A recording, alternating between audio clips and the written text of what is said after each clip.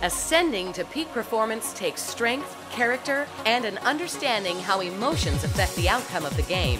We're about to go full throttle and supercharge your performance. Get ready to thrive from the inside. Ladies and gentlemen, please give a big welcome to Gregg Steinberg. And people call that the miracle flight of 1549. Well, let me tell you, there was nothing miraculous about that flight. There was nothing miraculous about that flight because Captain Sullenberger had prepared for this one particular moment for the last 20 years. He had listened to recorders of crashed planes, and he listened to the erroneous decisions of those pilots, and he realized that they made bad decisions because their emotions were out of whack. And so he created a U.S. Air Safety course in which he trained pilots to master their emotions, to be emotionally prepared so they would make the right decision. And he trained himself for thousands of hours to be emotionally prepared so that he would make the right decision when it really counted. And we all know he made the right decision when he really counted.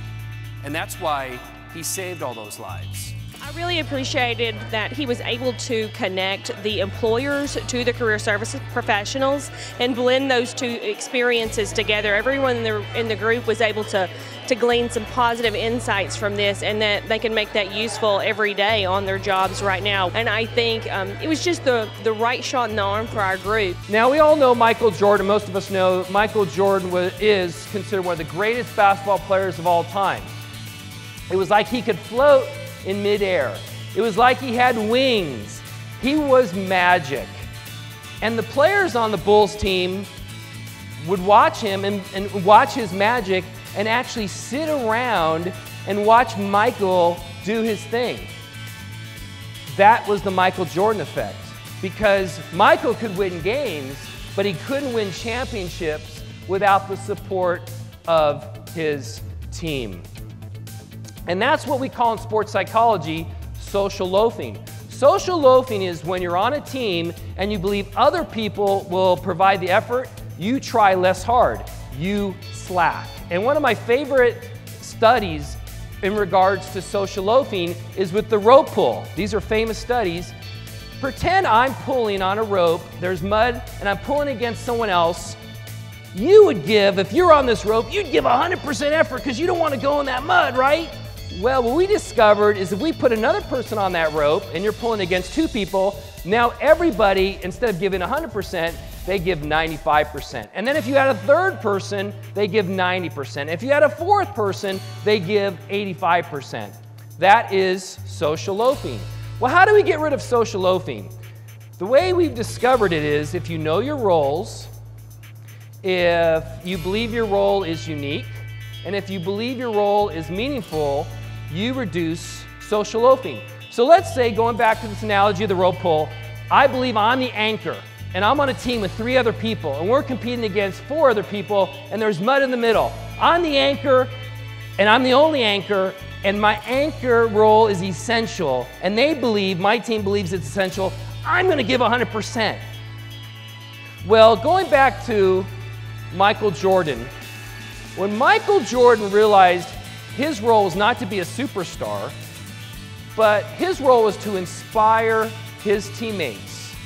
Instead of bringing an individual consciousness, when he provided and brought to the Chicago Bulls an attitude of a collective consciousness, they went from a winning team to a championship team. Dr. Steinberg was very powerful. The information that he offered was fantastic and well received by everyone. And what the audience might not know is that the stars have to master the physical game, the mental game, and the emotional game. How much of it is physical for Michael Phelps, and how much is it mental? He's such a phenom, it's amazing. I mean, he's got great physical skills, but it's also his mental game that brings him to the top. And people that are successful do this. They're emotionally aware, and they emotionally prepare themselves to make their prime emotional state their habit. You've seen it. I know you've seen it. We talked about Captain Sullenberger, but I want to tell another story that I think is very pertinent and timely. And it had to do with Rudy Giuliani.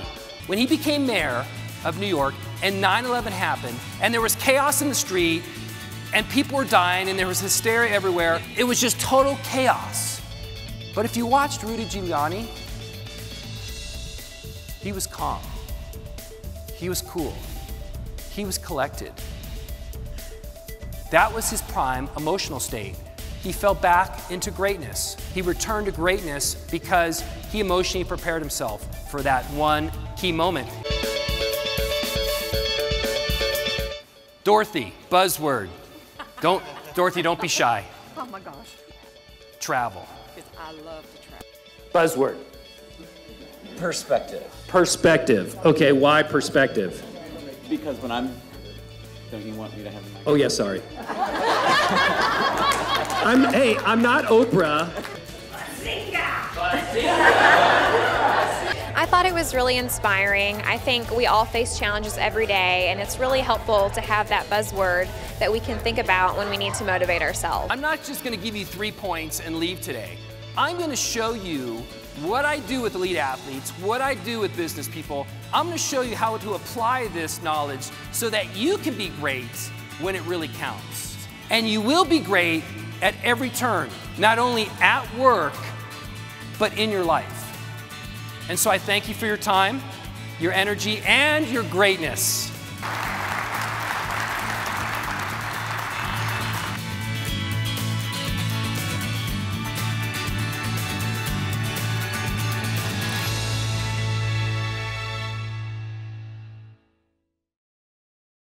And I was talking to 8-year-old golfers last summer in Nashville, where I live, and I was talking for 20 minutes about confidence and composure and dealing with the pressure, and they're standing there for 20 minutes just going. And I said, is there any questions? Do you have any questions? And this one 8-year-old in the back room raised his hand, and he goes, and I go, what is it? He goes, do you know you look just like Will Ferrell?